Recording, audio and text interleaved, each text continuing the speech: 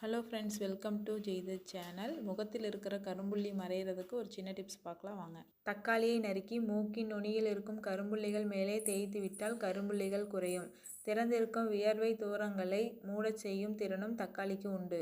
பைத்தமாவும் கஸ்தூரி மஞ்சளும் தொடர்ந்து பயன்படுத்தி வந்தால் இயற்கையாகவே சிகப்பழகு தோன்றும். உருளைக்கிழங்கை சிறந்த ஹெர்பல் ப்ளீச் என்று கூட சொல்லலாம். கண்ணின் அடியில் இருக்கும் கருமை கருவளையத்தை போக்கவும் முகத்தில் மற்ற இடங்களில் உள்ள கரும்புள்ளிகள் எடுக்கவும் இது மிகவும் பயனுள்ளதாக இருக்கும்.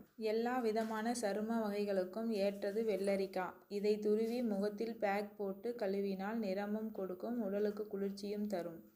தக்காளி பழத்துடன் சிறிதளவு வெள்ளரி பழத்தை சேர்த்து மைய அரைத்து கொள்ளவும். முகத்தில் அவ்வப்போது அப்ளை செய்து வர சருமத்தின் எண்ணெய் தன்மை கட்டுப்படும்.